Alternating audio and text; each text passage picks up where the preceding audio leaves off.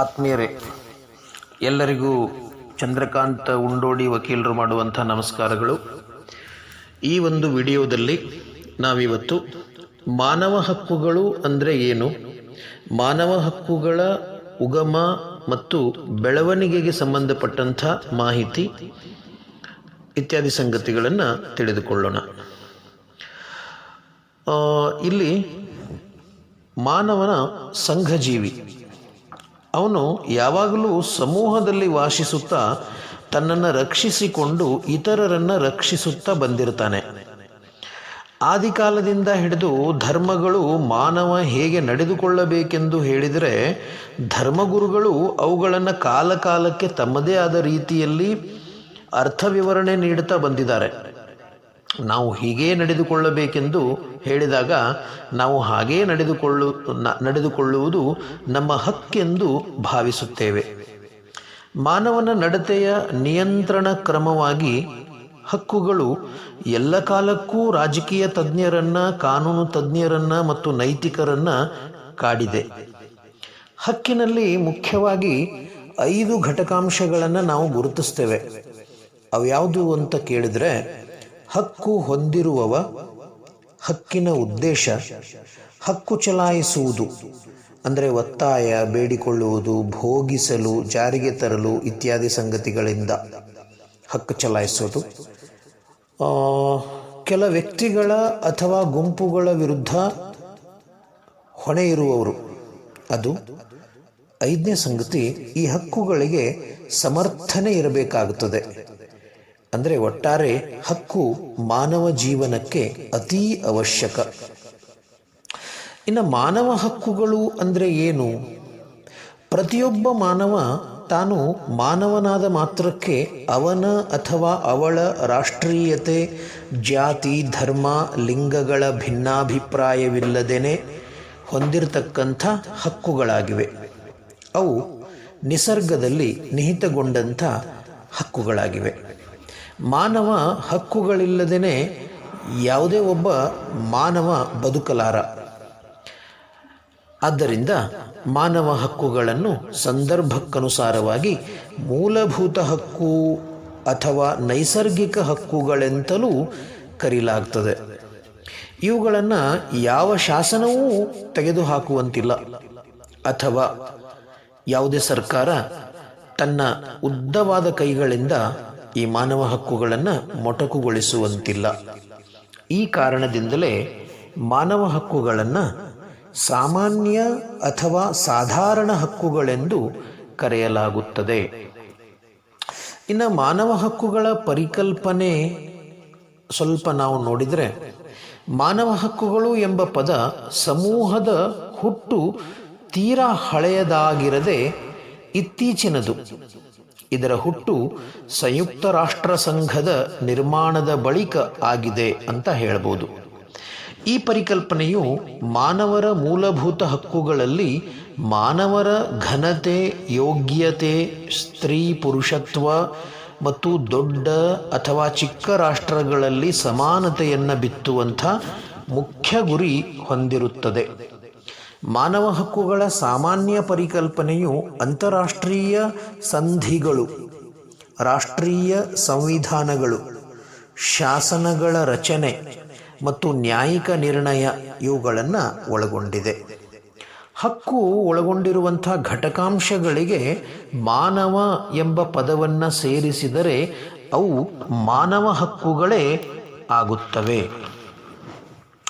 ಇಲ್ಲಿ ಇದಕ್ಕೆ ಸಂಬಂಧಪಟ್ಟಂತೆ ಕೆಲವು ವ್ಯಾಖ್ಯೆಗಳು ಬರ್ತವೆ, ಕೆಲವು ನ್ಯಾಯಶಾಸ್ತ್ರಜ್ಞರು ಹೇಳಿರ್ತಕ್ಕಂಥದ್ದು. ಅದನ್ನು ಸ್ವಲ್ಪ ಗಮನಿಸೋಣ. ಮಾರಿಸ್ ಅವ್ರ ಪ್ರಕಾರ ಯಾವ ಹಕ್ಕುಗಳು ಮುಖ್ಯವೋ, ನೈತಿಕವೋ ಮತ್ತು ವಿಶ್ವವ್ಯಾಪಿಯೋ ಅವು ಮಾನವ ಹಕ್ಕುಗಳು. ವ್ಯಾಟ್ಸನ್ ಅವ್ರ ಪ್ರಕಾರ ಕೇವಲ ನಾಗರಿಕ ಮತ್ತು ರಾಜಕೀಯ ಹಕ್ಕುಗಳು ಮಾನವ ಹಕ್ಕುಗಳಲ್ಲ, ಇನ್ನಿತರ ಹಕ್ಕುಗಳೂ ಕೂಡ ಮಾನವ ಹಕ್ಕುಗಳು ಅಂತ ಅಭಿಪ್ರಾಯವನ್ನು ಪಟ್ಟಿದ್ದಾರೆ. ಕ್ರಾನ್ಸ್ಟನ್ ಅವರ ಪ್ರಕಾರ ನಾಗರಿಕ ಮತ್ತು ರಾಜಕೀಯ ಹಕ್ಕುಗಳು ಮಾನವ ಹಕ್ಕುಗಳು ಅಂತ ಹೇಳಿದ್ದಾರೆ. ಇನ್ನು ಪೀಟರ್ ಶಿಡ್ನೀರ್ ಅವರ ಪ್ರಕಾರ ಆರ್ಥಿಕ ಮತ್ತು ಸಾಮಾಜಿಕ ಹಕ್ಕುಗಳು ಮಾನವ ಹಕ್ಕುಗಳಾಗಿವೆ ಅಂತ ಅಭಿಪ್ರಾಯವನ್ನು ಪಟ್ಟಿದ್ದಾರೆ. ಮಾನವ ಹಕ್ಕುಗಳ ಉದ್ದೇಶವನ್ನು ನಾವು ಸ್ವಲ್ಪ ಗಮನಿಸೋಣ.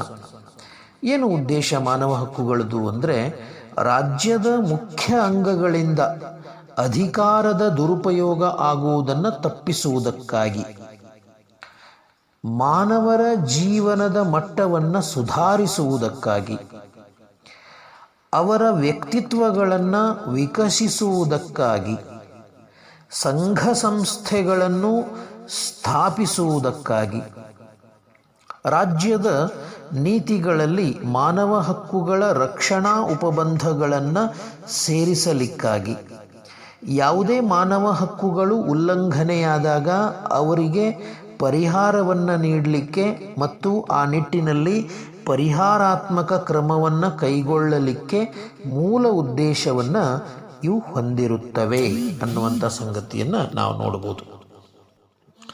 ಇನ್ನು ಮಾನವ ಹಕ್ಕುಗಳ ಮೂಲ ಮತ್ತು ವಿಕಾಸ ಅಥವಾ ಇದರ ಒಂದು ಪ್ರಾಮುಖ್ಯತೆಯನ್ನು ನಾವು ಗಮನಿಸಲಾಗಿ, ಪ್ರಸಿದ್ಧ ಗ್ರೀಕ್ ನಾಟಕವಾದಂಥ ಆಂಟಿಗೋನ್ದಲ್ಲಿ ಮಾನವ ಹಕ್ಕುಗಳನ್ನು ಮಾನವನ ಸ್ವಾಭಾವಿಕ ಹಕ್ಕುಗಳ ಪರಿಕಲ್ಪನೆಯಲ್ಲಿ ಕಂಡ ವರದಿಯಾಗಿದೆ. ಮಾನವ ಹಕ್ಕುಗಳನ್ನು ಸ್ವಾಭಾವಿಕ ಹಕ್ಕುಗಳಾಗಿ ಸ್ಟಾಯಿಕ್ ದಾರ್ಶನಿಕರೇ ಕಂಡಿದ್ದು ತುಂಬ ಮಹತ್ವದ ಸಂಗತಿಯಾಗಿದೆ. ಅವರೇ ಮೊದಲು ನೈಸರ್ಗಿಕ ಕಾನೂನು ಸಿದ್ಧಾಂತವನ್ನು ವಿಕಾಸಿಸಿದರು. ಅದರ ಆಧಾರದ ಮೇಲೆಯೇ ಅನೇಕ ಲೇಖಕರು ಮಾನವ ಹಕ್ಕುಗಳ ಮೂಲವನ್ನು ಪ್ರಾಚೀನ ಗ್ರೀಕರಲ್ಲಿ ಕಂಡಿರುತ್ತಾರೆ. ನೈಸರ್ಗಿಕ ಸಿದ್ಧಾಂತದ ಪ್ರಕಾರ ಒಂದು ನಿಶ್ಚಿತ ರಾಜ್ಯದ ವ್ಯಕ್ತಿಯು ಯಾವತ್ತೂ ವರ್ಗಕ್ಕೆ ಪರಿಮಿತವಾಗಿರದೆ, ನೈಸರ್ಗಿಕ ಕಾನೂನುಗಳು ಪ್ರಪಂಚದ ಪ್ರತಿಯೊಂದು ಪ್ರದೇಶದ ಪ್ರತಿಯೊಬ್ಬ ಮಾನವನಿಗೆ ಅನ್ವಯವಾಗುತ್ತದೆ. ನೈಸರ್ಗಿಕ ಕಾನೂನಿಗೆ ರೋಮನ್ನರ ಕೊಡುಗೆಯೂ ಸಹಿತ ಅಪಾರವಾಗಿದೆ. ಇದು ಸಿಸಿರೋನು ತನ್ನ ಲೇಖನದಲ್ಲಿ ವ್ಯಕ್ತಪಡಿಸಿದ್ದಾನೆ. ಅದು ಒಂದು ತಾಂತ್ರಿಕ ಮತ್ತು ಬದಲಾಯಿಸಲು ಬಾರದ ಕಾನೂನು ಇದ್ದು, ಅದು ಎಲ್ಲ ರಾಷ್ಟ್ರಗಳಿಗೆ ಎಲ್ಲ ಸಮಯಗಳಿಗೆ ಅನ್ವಯಿಸುವಂಥ ಕಾಯ್ದೆಯಾಗಿದೆ. ಮಧ್ಯಯುಗದಲ್ಲಿ ಕೂಡ ಅಬೆಲಾರ್ಡ್, ಥಾಮಸ್ ಅಕ್ವಿನಾಸ್ ಹಾಗೂ ಮೆಕೆವಲ್ಲಿ ಮುಂತಾದ ದಾರ್ಶನಿಕರ ವಿಚಾರಗಳಲ್ಲೂ ಸಹಿತ ನಾವು ಮಾನವ ಹಕ್ಕುಗಳನ್ನು ಕಾಣುತ್ತೇವೆ. ಕೆಲವು ಮಾನವ ಹಕ್ಕುಗಳ ಸಿದ್ಧಾಂತಗಳು ಕೂಡ ಮಾನವ ಹಕ್ಕುಗಳಿಗೆ ಮೂಲಾಧಾರಗಳಾಗಿವೆ. ಖ್ಯಾತ ದಾರ್ಶನಿಕ ಕಾರ್ಲ್ ಮಾರ್ಕ್ಸನು ಸಹ ನೈಸರ್ಗಿಕ ಹಕ್ಕುಗಳ ಪರಿಕಲ್ಪನೆಯನ್ನು ಟೀಕಿಸಿದ್ದು, ಹಲವು ಮಾರ್ಕ್ಸ್ವಾದಿಗಳು ಕಾರ್ಲ್ ಮಾರ್ಕ್ಸ್ನನ್ನು ಅನುಸರಿಸ್ತಾರೆ. ಮಾರ್ಕ್ಸ್ನು ಒಂದು ಆರ್ಥಿಕ ಮತ್ತು ಶೈಕ್ಷಣಿಕ ಆಧಾರವಿರದೇ ಇದ್ದಾಗ ರಾಜಕೀಯ ಮತ್ತು ನಾಗರಿಕ ಹಕ್ಕುಗಳು ಅಂದರೆ ಈ ಮಾನವ ಹಕ್ಕುಗಳು ಅರ್ಥಹೀನ ಎಂದಿದ್ದಾನೆ. ಕೆಲವು ಬರಹಗಾರರ ಅಭಿಪ್ರಾಯದಂತೆ ಜಾಗತಿಕ ಯುದ್ಧಕ್ಕೂ ಪೂರ್ವದಲ್ಲಿ ಕೆಲವು ಮೂಲಭೂತ ಹಕ್ಕುಗಳು ಇದ್ದುವು. ಅವು ಮಾನವ ಹಕ್ಕುಗಳೇ ಆಗಿದ್ದವು. ಉದಾಹರಣೆಗೆ ಜೀವಿತದ ಹಕ್ಕು, ಸ್ವಾತಂತ್ರ್ಯದ ಹಕ್ಕು, ಧಾರ್ಮಿಕ ಹಕ್ಕು ಇತ್ಯಾದಿ. ಓಪನ್ ಹ್ಯಾಮ್ನ ಅಂತಾರಾಷ್ಟ್ರೀಯ ಕಾನೂನು ಎಂಬ ಗ್ರಂಥದಲ್ಲಿ ಈ ಅಂಶಗಳನ್ನು ನಾವು ಸ್ಪಷ್ಟವಾಗಿ ಕಾಣಬಹುದು. ಅಮೇರಿಕನ್ ಹಾಗೂ ಫ್ರೆಂಚ್ ಕ್ರಾಂತಿಗೆ ಮೂಲ ಕಾರಣೀಭೂತವಾದಂಥ ಅಂಶಗಳಲ್ಲೂ ಸಹಿತ ಮಾನವ ಹಕ್ಕುಗಳು ಇದ್ದುವು. ಇನ್ನು ಭಾರತದಲ್ಲಿ ಮಾನವ ಹಕ್ಕುಗಳ ಬೆಳವಣಿಗೆ ಯಾವ ರೀತಿಯಾಗಿ ಬೆಳೆದು ಬಂದಿದೆ ಅನ್ನುವಂಥದ್ದನ್ನು ಕೂಡ ನಾವು ಈ ಒಂದು ವಿಡಿಯೋದಲ್ಲಿ ತಿಳಿದುಕೊಳ್ಳೋಣ. ಭಾರತದ ಸಂವಿಧಾನದ 3ನೇ ಭಾಗವು ಒಂದು ದೊಡ್ಡ ಮೂಲಭೂತ ಹಕ್ಕುಗಳ ಯಾದಿಯನ್ನು ಅದು ಒಳಗೊಂಡಿದೆ. ಈ ಭಾಗದ ಮೂಲಭೂತ ಹಕ್ಕುಗಳ ಅಧ್ಯಾಯವನ್ನು ಭಾರತದ ಮ್ಯಾಗ್ನಾ ಕಾರ್ಟಾ ಎಂದು ಕರೆಯಲಾಗ್ತದೆ. ಈ ಅಧ್ಯಾಯವು ಎಲ್ಲ ಪ್ರಮುಖ ಹಕ್ಕುಗಳು ಮತ್ತು ಸ್ವಾತಂತ್ರ್ಯಗಳನ್ನು ಒಂದುಗೂಡಿಸಿದೆ. ಇವುಗಳೊಂದಿಗೆ ಮಾನವ ಹಕ್ಕುಗಳು ಯಾವ ರೀತಿ ಕೊಂಡಿ ರೀತಿಯಲ್ಲಿ ಹೆಣೆದುಕೊಂಡಿದೆ ಎಂಬುದನ್ನು ಈ ಕೆಳಗೆ ನಾವು ವಿವರವಾಗಿ ತಿಳಿದುಕೊಳ್ಳೋಣ. ಒಂದು ಸಮಾನತೆ. ಭಾರತ ಸಂವಿಧಾನದ ಕಲಮು 14 ಇದಕ್ಕೆ ಸಂಬಂಧಪಟ್ಟಂತೆ ಮಾನವ ಹಕ್ಕುಗಳ ಸಾರ್ವತ್ರಿಕ ಘೋಷಣೆಯ ಕಲಮು 7 ಕಾನೂನಿನ ಮುಂದೆ ಎಲ್ಲರೂ ಸಮಾನರು ಮತ್ತು ಯಾವತ್ತೂ ಕಾನೂನಿನಿಂದ ಸಮಾನ ರಕ್ಷಣೆಗೆ ಹಕ್ಕುಳ್ಳವರಾಗಿದ್ದಾರೆ ಎಂದು ಹೇಳುತ್ತದೆ. ಅದೇ ರೀತಿ ಭಾರತ ಸಂವಿಧಾನದ ಕಲಮು 14ರಲ್ಲೂ ಸಹಿತ ಇದನ್ನೇ ಕಾನೂನಿನ ಮುಂದೆ ಸಮಾನತೆ ಮತ್ತು ಕಾನೂನಿನಿಂದ ಸಮಾನ ರಕ್ಷಣೆ ಎಂಬ ಪದಗಳನ್ನು ಇದೇ ಅರ್ಥದಲ್ಲಿ ಬಳಸಲಾಗಿದೆ.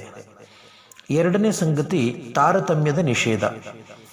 ಭಾರತ ಸಂವಿಧಾನದ ಕಲಮು 15 ಸಬ್ ಕ್ಲಾಸ್ 1 ಇದರಲ್ಲಿ ನೋಡಿದರೆ ಸಂಯುಕ್ತ ರಾಷ್ಟ್ರಗಳ ವರ್ಣಾಧಾರಿತ ತಾರತಮ್ಯದ ನಿರ್ಮೂಲನದ ಘೋಷಣೆಯ ಕಲಮು 3ರಲ್ಲಿ ಹೊಂದಿದ ಉಪಬಂಧವನ್ನೇ ಕಲಮು 15ರಲ್ಲಿ ಭಾರತ ಸಂವಿಧಾನದ ಕಲಮು 15ರಲ್ಲಿ ಹೇಳಲಾಗಿದೆ. ಅಂದರೆ ರಾಜ್ಯವು ಮತ, ವಂಶ, ಜಾತಿ, ಲಿಂಗ, ಜನ್ಮಸ್ಥಳ ಇತ್ಯಾದಿ ಯಾರ ವಿರುದ್ಧವೂ ತಾರತಮ್ಯವನ್ನು ಈ ಆಧಾರದ ಮೇಲೆ ಮಾಡತಕ್ಕದ್ದಲ್ಲ ಅನ್ನುವಂಥ ಸಂಗತಿ. ಅದರ ಜೊತೆಗೆ ಭಾರತ ಸಂವಿಧಾನದ ಕಲಮು 15 ಸಬ್ ಕ್ಲಾಸ್ 1 ಅದರೊಳಗೆ ಬಳಸಲಾದಂಥ ವಿರುದ್ಧ ತಾರತಮ್ಯ ಎಂಬ ಪದಕಲ್ಪನೆಯ ಅರ್ಥವನ್ನು ಪ್ರಸಿದ್ಧ ಪ್ರಕರಣವಾದಂಥ ಕಥಿರಾನಿಂಗರಾವ್ ವರ್ಸಸ್ ಸೌರಾಷ್ಟ್ರ ರಾಜ್ಯ ಈ ಪ್ರಕರಣದಲ್ಲಿ ನ್ಯಾಯಮೂರ್ತಿ ಪತಂಜಲಿ ಶಾಸ್ತ್ರಿಯವರು ಸುಂದರವಾಗಿ ವಿವರಿಸಿದ್ದಾರೆ. ಮೂರನೇ ಸಂಗತಿ ಶಿಷ್ಟಾಚಾರಗಳಿಗೆ ಸಮಾನವಾದಂಥ ಅವಕಾಶ. ಭಾರತ ಸಂವಿಧಾನದ ಕಲಮು 15 ಸಬ್ ಕ್ಲಾಸ್ 2 ಅಂದರೆ ಯಾವುದೇ ಕಾರಣದ ಮೇಲೆ ಅಂಗಡಿಗಳಿಗೆ, ಸಾರ್ವಜನಿಕ ವಿಶ್ರಾಂತಿ ಗೃಹಗಳಿಗೆ, ಹೋಟೆಲುಗಳಿಗೆ ಮತ್ತು ಸಾರ್ವಜನಿಕ ಮನೋರಂಜನೆಯ ಸ್ಥಳಗಳಿಗೆ ಪ್ರವೇಶ ಕುರಿತು ಬಾವಿ, ಕೆರೆಗಳ ಸ್ನಾನ ಮಾಡುವ ಸ್ಥಳ ಮತ್ತು ರಸ್ತೆಗಳನ್ನು, ಆಶ್ರಯ ತಾಣಗಳನ್ನು ಉಪಯೋಗಿಸುವ ಸಂಬಂಧ ನಿರ್ಬಂಧ ಅಥವಾ ಷರತ್ತು ವಿಧಿಸತಕ್ಕದ್ದಲ್ಲ ಮತ್ತು ಒಂದು ಜಾತಿಗೆ ಅವುಗಳನ್ನು ಕಾಯ್ದಿರಿಸುವಂತಿಲ್ಲ ಅನ್ನುವಂಥ ಸಂಗತಿ. ಇನ್ನು ನಾಲ್ಕನೇ ಸಂಗತಿ ಸಾರ್ವಜನಿಕ ಉದ್ಯೋಗದಲ್ಲಿ ನೇಮಕಾತಿ ಮತ್ತು ತಾರತಮ್ಯ ನಿಷೇಧ. ಭಾರತ ಸಂವಿಧಾನದ ಕಲಮು 16 ಸಬ್ ಕ್ಲಾಸ್ 1 ಅದರಲ್ಲಿ ಹೇಳಿರ್ತಕ್ಕಂಥ ಯಾವುದೇ ನೌಕರಿ ಅಥವಾ ನೇಮಕಾತಿಗೆ ಸಂಬಂಧಿಸಿದಂತೆ ಇರುವ ಎಲ್ಲ ನಾಗರಿಕರಿಗೆ ಅವಕಾಶದ ಸಮತೆಯನ್ನು ನೀಡುತ್ತದೆ. ಇನ್ನು ಕಲಮು 16 ಸಬ್ ಕ್ಲಾಸ್ 2 ಅದರಲ್ಲಿ ಕಲಮು ಮತ, ಮೂಲವಂಶ, ಜಾತಿ, ಲಿಂಗಭೇದ, ಕುಲ, ಜನ್ಮಸ್ಥಳ, ನಿವಾಸ ಅಥವಾ ಅವುಗಳಲ್ಲಿ ಯಾವುದೇ ಒಂದು ಕಾರಣದ ಮೇಲೆ ರಾಜ್ಯದ ಅಧೀನ ನೌಕರಿಯ ವಿಷಯದಲ್ಲಿ ನಾಗರಿಕರ ವಿರುದ್ಧ ತಾರತಮ್ಯ ಮಾಡುವುದನ್ನು ನಿಷೇಧಿಸುತ್ತದೆ. ಇಲ್ಲಿ ಭಾಳ ಪ್ರಮುಖವಾದಂಥ ಒಂದು ಕೇಸ್ ಬರುತ್ತೆ. EP ರೋಮಪ್ಪ ವರ್ಸಸ್ ತಮಿಳುನಾಡು ರಾಜ್ಯ 1934 ಈ ಪ್ರಕರಣವನ್ನು ಮಾನ್ಯ ಗೌರವಾನ್ವಿತ ಜಡ್ಜ್ ಸಾಹೇಬರು ಗಜೇಂದ್ರ ಗಡ್ಕರ್ ಅವರು ಕೊಟ್ಟಂಥ ತೀರ್ಪು ಇಲ್ಲಿ ನಾವು ಗಮನಿಸಬಹುದು. ಇನ್ನು ಐದನೇ ಒಂದು ಮುಖ್ಯವಾದ ಸಂಗತಿ ಸಾರ್ವಜನಿಕ ನೌಕರಿ ವಿಷಯದಲ್ಲಿ ಸಮಾನ ಅವಕಾಶದ ನಿಯಮಕ್ಕೆ ಅಪವಾದ. ಕಲಮು ಭಾರತ ಸಂವಿಧಾನದ ಕಲಮು 16 ಸಬ್ ಕ್ಲಾಸ್ 3, 4 and 5 ಈ ಅಧಿಕಾರವನ್ನು ಸಂಸತ್ತಿಗೆ ನೀಡಿದೆ. ಈ ಅಧಿಕಾರ ಸಂಸತ್ತಿಗಿದೆ ಮತ್ತು ಹಿಮಾಚಲ ಪ್ರದೇಶ, ಮಣಿಪುರ, ತ್ರಿಪುರ, ತೆಲಂಗಾಣ ರಾಜ್ಯಗಳಲ್ಲಿ ಸಾರ್ವಜನಿಕ ನೌಕರಿ ಸಂಬಂಧದಲ್ಲಿ ಮಾತ್ರ ನಿವಾಸದ ಅವಶ್ಯಕತೆಯನ್ನು ಕಡ್ಡಾಯಗೊಳಿಸಬಹುದು. ಭಾರತ ಸಂವಿಧಾನದ 19 ಸಬ್ ಕ್ಲಾಸ್ 5 ಇದರ ಒಳಗೆ ಹೇಳಿದ್ದು ಯಾವುದೇ ಒಂದು ಮತೀಯ ಅಥವಾ ಮತೀಯ ಸಂಸ್ಥೆಯ ಆಡಳಿತ ಮಂಡಳಿಯ ಯಾವುದೇ ಒಬ್ಬ ಸದಸ್ಯನು ಒಂದು ನಿರ್ದಿಷ್ಟ ಮತದ ವ್ಯಕ್ತಿಯಾಗಿರತಕ್ಕದ್ದು ಅಥವಾ ಒಂದು ನಿರ್ದಿಷ್ಟ ಮತೀಯ ಸಂಸ್ಥೆಯವನಾಗಿರ್ತಕ್ಕದ್ದು ಎಂದು ಹೇಳುತ್ತದೆ. ಇನ್ನು ಆರನೇ ಸಂಗತಿ ಅಸ್ಪೃಶ್ಯತೆಯ ನಿರ್ಮೂಲನೆ. ಭಾರತ ಸಂವಿಧಾನದ ಕಲಮು 17 ಅಸ್ಪೃಶ್ಯತೆಯ ಆಚರಣೆ ಶಿಕ್ಷಾರ್ಹ ಅಪರಾಧ ಅಂತ ಹೇಳಿದೆ. ಪ್ರಮುಖವಾದ ಒಂದು ಕೇಸ್ ಇದು ದೇವರಾಜಯ್ಯ ವರ್ಸಸ್ ಪದ್ಮಣ್ಣ ಅನ್ನುವಂಥ ಪ್ರಕರಣದಲ್ಲಿ. ಇನ್ನು 7ನೇ ಸಂಗತಿ ಸ್ವಾಮಿತ್ವ ರದ್ದಿಯಾತಿ. ಭಾರತ ಸಂವಿಧಾನದ ಕಲಮು 18 ಯಾವುದೇ ಒಬ್ಬ ವ್ಯಕ್ತಿ ಆತ ನಾಗರಿಕನಾಗಿರಲಿ ಅಥವಾ ನಾಗರಿಕನಾಗದೇ ಇರಲಿ ಆತ ವಿದೇಶಗಳಿಂದ ಸ್ವಾಮಿತ್ವ ಹೊಂದುವುದನ್ನು ನಿಷೇಧಿಸುತ್ತದೆ. ಅಂದರೆ ಇಲ್ಲಿದ್ದು ಅಲ್ಲಿ ಸ್ವಾಮಿ ನಿಷ್ಠೆ, ಇದು ನಿಷೇಧ. ಇನ್ನು 8ನೇ ಸಂಗತಿ ಸ್ವಾತಂತ್ರ್ಯದ ಹಕ್ಕು. ಭಾರತ ಸಂವಿಧಾನದ ಕಲಮು 19ರಿಂದ 22ರವರೆಗೆ ಈ ಕುರಿತು ಉಪಬಂಧಿಸಲ್ಪಡುತ್ತೆ. ಈ 6 ಪ್ರಕಾರದ ಸ್ವಾತಂತ್ರ್ಯಗಳು ಬಹಳ ಪ್ರಮುಖವೆಂದು ಹೇಳಬಹುದು. ಅವು ವಾಕ್ ಸ್ವಾತಂತ್ರ್ಯ, ಸಂಘ ಕಟ್ಟುವಂಥ ಸ್ವಾತಂತ್ರ್ಯ, ಒಕ್ಕೂಟದ ಸ್ವಾತಂತ್ರ್ಯ, ಸಂಚಾರದ ಸ್ವಾತಂತ್ರ್ಯ, ವಾಸಿಸುವ ಸ್ವಾತಂತ್ರ್ಯ ಮತ್ತು ವೃತ್ತಿ ಮತ್ತು ವ್ಯಾಪಾರದ ಸ್ವಾತಂತ್ರ್ಯ, ಈ ಸಂಗತಿಗಳು. ಇನ್ನು 9ನೇ ಸಂಗತಿ ಸಮಾಜದ ದುರ್ಬಲ ವರ್ಗವನ್ನು ಸಮರ್ಥಗೊಳಿಸುವಲ್ಲಿ ಭಾರತ ಸಂವಿಧಾನದ 3ನೇ ಭಾಗದ ಉಪಬಂಧಗಳು. ಅಂದರೆ 15 ಸಬ್ ಕ್ಲಾಸ್ 3 ನಾರಿಯರು ಮತ್ತು ಮಕ್ಕಳಿಗಾಗಿ ವಿಶೇಷ ರಕ್ಷಣಾತ್ಮಕ ಕಾನೂನುಗಳನ್ನು ಮಾಡಲಿಕ್ಕೆ ಈ ಕಲಮು ರಾಜ್ಯವನ್ನು ಅನುಮತಿಸುತ್ತದೆ ಅನ್ನುವಂಥದ್ದು. ಕಲಮು 42 ಸ್ತ್ರೀಯರ ಹಕ್ಕೆಂದೇ ಹೆಸರಿಸಲ್ಪಟ್ಟಂಥ ಮಾತೃತ್ವ ಪರಿಹಾರದ ಹಕ್ಕು ಒಳಪಡಿಸಿದ್ದಾರೆ. ಕಲಮು 39 ಎಫ್ ಅದರಲ್ಲಿ ಮಕ್ಕಳನ್ನು ಶೋಷಣೆಯಿಂದ ರಕ್ಷಿಸಲಿಕ್ಕೆ ಮತ್ತು ಅವು ಆರೋಗ್ಯಕರ ವಾತಾವರಣದಲ್ಲಿ ಬೆಳೆಯುವಂತೆ ಮಾಡಲಿಕ್ಕೆ ಹಾಗೂ ವಿಕಾಸಗೊಳ್ಳುವಂತೆ ಅವುಗಳನ್ನು ಸಶಕ್ತಗೊಳಿಸಲಿಕ್ಕೆ ಕಲಮು 39 ಎಫ್ ಹೇಳ್ತದೆ. ಇನ್ನು 15 ಸಬ್ ಕ್ಲಾಸ್ 4 ಅಲ್ಲಿ ನಾಗರಿಕರ ಅಂದರೆ ಸಾಮಾಜಿಕವಾಗಿ ಮತ್ತು ಶೈಕ್ಷಣಿಕವಾಗಿ ಹಿಂದುಳಿದ ವರ್ಗಗಳ ಅಥವಾ ಅನುಸೂಚಿತ ಜಾತಿ ಮತ್ತು ಅನುಸೂಚಿತ ವರ್ಗಗಳ ಪ್ರಗತಿಗಾಗಿ ಇಲ್ಲಿ ವಿಶೇಷವಾದಂಥ ಬಂಧವಿದೆ ಅನ್ನುವಂಥ ಸಂಗತಿ. ಇನ್ನು 10ನೇ ಮುಖ್ಯವಾದಂಥ ಒಂದು ಸಂಗತಿ ಕೆಲಸದ ಹಕ್ಕು. ಕಲಮು 41 ಭಾರತ ಸಂವಿಧಾನದಲ್ಲಿ ಅದು ಹೇಳುತ್ತೆ, ನಿರುದ್ಯೋಗ, ವೃದ್ಧಾಪ್ಯ, ಕಾಯಿಲೆ, ನಿರ್ಯೋಗ್ಯತೆ ಇತ್ಯಾದಿ ಸಂದರ್ಭಗಳಲ್ಲಿ ಕೆಲಸದ ಹಕ್ಕು, ಶೈಕ್ಷಣಿಕ ಹಕ್ಕು ಮತ್ತು ಸಾರ್ವಜನಿಕರಿಗೆ ಸಹಾಯದ ಹಕ್ಕು ಇವುಗಳನ್ನು ಭದ್ರಪಡಿಸಲಿಕ್ಕೆ ಕಲಮು 41 ಇದು ರಾಜ್ಯವನ್ನು ನಿರ್ದೇಶಿಸುತ್ತದೆ. ಆದರೆ ಒಂದು ಸರ್ಕಾರದ ಯೋಜನೆಯ ಮೂಲಕ ನೇಮಿಸಲ್ಪಟ್ಟಿರುವಂಥ ವ್ಯಕ್ತಿಗಳು ಯೋಜನೆ ಮುಕ್ತಾಯವಾದ ಬಳಿಕ ಸೇವೆಯಲ್ಲಿ ಮುಂದುವರಿಯುವುದಕ್ಕಾಗಿ ಹಕ್ಕು ದಾವೆಯನ್ನು ಮಾಡುವಂತಿಲ್ಲ. ಇನ್ನು 11ನೇ ಪಾಯಿಂಟು ಸಂಗತಿ ಯಾವುದು ಅಂದರೆ ಜೀವನಾಂಶದ ಮಜೂರಿಗಳು ಅಂಥೇಳಿ ಇದನ್ನು ಕಲಮು 43ರಲ್ಲಿ ನಾವು ನೋಡ್ತೇವೆ ಭಾರತ ಸಂವಿಧಾನದಲ್ಲಿ. ಇನ್ನು 12ನೇ ಸಂಗತಿ ಶೈಕ್ಷಣಿಕ ಹಕ್ಕುಗಳು. ಇದನ್ನು ಭಾರತ ಸಂವಿಧಾನದ ಕಲಮು 28, 29, 45, 46, 30 ಸಬ್ ಕ್ಲಾಸ್ 1 ಇವುಗಳಲ್ಲಿ ಉಲ್ಲೇಖಿಸುತ್ತದೆ. ಮಾನವ ಹಕ್ಕುಗಳ ಸಾರ್ವತ್ರಿಕ ಘೋಷಣೆಯ ಕಲಮು 26 ಕೂಡ ಪ್ರಾಥಮಿಕ ಶಿಕ್ಷಣ ಉಚಿತ ಮತ್ತು ಕಡ್ಡಾಯವಾಗಿರತಕ್ಕದ್ದು, ತಾಂತ್ರಿಕ ವೃತ್ತಿಪ್ರಧಾನ ಶಿಕ್ಷಣವು ಲಭ್ಯವಿರಬೇಕು ಮತ್ತು ಉಚ್ಚ ಶಿಕ್ಷಣವು ಯೋಗ್ಯತೆಯ ಆಧಾರದ ಮೇಲೆ ಎಲ್ಲರಿಗೂ ಸಮಾನವಾಗಿ ಸಿಗತಕ್ಕದ್ದು ಅಂತ ಹೇಳಿದೆ. ಇನ್ನು 13ನೇ ಪಾಯಿಂಟು ರಾಜ್ಯ ನಿರ್ದೇಶಕ ತತ್ವಗಳು ಅಂತ ಕಲಮು 37ರಿಂದ 51 ಭಾರತ ಸಂವಿಧಾನದಲ್ಲಿ ಅದನ್ನು ಹಾಗೂ ಅದರ ಜೊತೆಗೆ 14ನೇ ಒಂದು ಸಂಗತಿ ಮೂಲಭೂತ ಕರ್ತವ್ಯಗಳು. ಅಂದರೆ ಭಾರತ ಸಂವಿಧಾನದ ಕಲಮು 51A ಅಡಿಯಲ್ಲಿ ಹೇಳಿರ್ತಕ್ಕಂಥ ಸಂಗತಿಗಳು. ಇವೆರಡನ್ನೂ ನಾವು ಪ್ರತ್ಯೇಕವಾಗಿ ಮತ್ತು ಬೇರೆ ಬೇರೆ ಪ್ರಶ್ನೆಗಳಲ್ಲಿ ಅವುಗಳನ್ನು ನಾವು ತಿಳ್ಕೊಳ್ಳೋಣ. ಇನ್ನು ಮುಂದೆ ಈ ರೀತಿಯಾಗಿ ಭಾರತ ದೇಶದ ಮಾನವ ಹಕ್ಕುಗಳನ್ನು ರಕ್ಷಣೆ ಮಾಡಲಾಗಿದೆ. ಅವು ರಾಷ್ಟ್ರೀಯ ಸಂವಿಧಾನದ ಮೂಲಕ ಆಗಿರಬಹುದು, ಭಾರತ ಶಾಸನಗಳ ಮೂಲಕ ಆಗಿರಬಹುದು, ಭಾರತದ ಕಾರ್ಯಾಂಗದ ಮೂಲಕ ಹಾಗೂ ಭಾರತದ ನ್ಯಾಯಾಂಗ ವ್ಯವಸ್ಥೆಯ ಮೂಲಕ. ಇನ್ನು 1-2 ಇಲ್ಲಿ ಡಿಸೈಡೆಡ್ ಕೇಸ್ ಬರ್ತವೆ, ನಿರ್ಧರಿತ ಪ್ರಕರಣಗಳು. ಹರ್ದೇವ್ ವರ್ಸಸ್ ಕ್ಯಾಲಿಫೋರ್ನಿಯಾದ ನಾಗರಿಕರು ಅಂಥೇಳಿ 28 ELD 232. ಈ ಪ್ರಕರಣದಲ್ಲಿನ ಪ್ರಮುಖವಾದ ಸಂಗತಿ ಏನು ಅಂದರೆ ನಾಗರಿಕ ಹಕ್ಕುಗಳು ಮತ್ತು ಸ್ವಾತಂತ್ರ್ಯಗಳ ವಿರುದ್ಧ ನಾಗರಿಕರು ತಮ್ಮ ಸರ್ಕಾರಕ್ಕೆ ಕೊಟ್ಟ ಅಧಿಕಾರಗಳ ದುರುಪಯೋಗವಾಗುವುದನ್ನು ತಡೆಯಲು ಈ ಮೂಲಭೂತ ಹಕ್ಕುಗಳ ರಕ್ಷಣೆ ಮಾಡುವುದು ಅಗತ್ಯ ಇದ್ದು, ಅದಕ್ಕಾಗಿ ಈ ಅಧ್ಯಾಯವನ್ನು ಸಂವಿಧಾನದಲ್ಲಿ ಸೇರಿಸುವುದು ಅವಶ್ಯಕ ಅಂತ ಈ ಪ್ರಕರಣದಲ್ಲಿ ನಿರ್ಣಯಿಸಿದ್ದಾರೆ.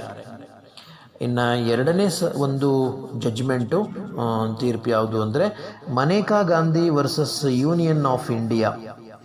ಇದರಲ್ಲಿ ಜಸ್ಟಿಸ್ ಭಗವತಿಯವರು ಇಲ್ಲಿ ಮೂಲಭೂತ ಹಕ್ಕುಗಳ ಮಹತ್ವವನ್ನು ಕುರಿತು ಹೇಳಿದ್ದಾರೆ.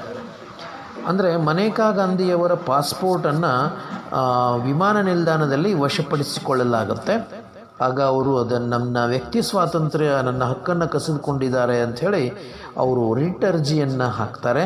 ಆಗ ಸರ್ವೋಚ್ಚ ನ್ಯಾಯಾಲಯ ಹೇಳ್ತದೆ, ನೈಸರ್ಗಿಕ ನ್ಯಾಯವನ್ನು ಕ್ರಮದಲ್ಲಿ ನಿಷ್ಪಕ್ಷಪಾತ ವ್ಯವಹಾರ ಎಂದು ಕರೆದಿದ್ದಾರೆ ಮತ್ತು ಸುನಾವಣೆಯ ಅವಕಾಶವನ್ನು ಕೊಡದೆ ಯಾರನ್ನೂ ಶಿಕ್ಷಿಸಬಾರದು ಮತ್ತು ತೀರ್ಮಾನವನ್ನು ಕೊಡುವ ಮೊದಲು ಎರಡೂ ಪಕ್ಷಗಳನ್ನು ಆಲಿಸತಕ್ಕದ್ದು ಅಂತ ಹೇಳಿದ್ದಾರೆ. The rule of natural justice ಆ ಸಂಗತಿಯನ್ನು ಇಲ್ಲಿ ಎತ್ತಿ ಹಿಡಿದಿದ್ದನ್ನು ಮಾನ್ಯ ನ್ಯಾಯಾಲಯದಲ್ಲಿ ನಾವು ಗಮನಿಸ್ತೀವಿ. ಇನ್ನು ಮೂರನೇ ಮುಖ್ಯವಾದಂಥ ಒಂದು ಪ್ರಕರಣ ಇದೆ, judgment, state of Maharashtra versus Madhukar Narayan ಮಂಡೀಕರ್.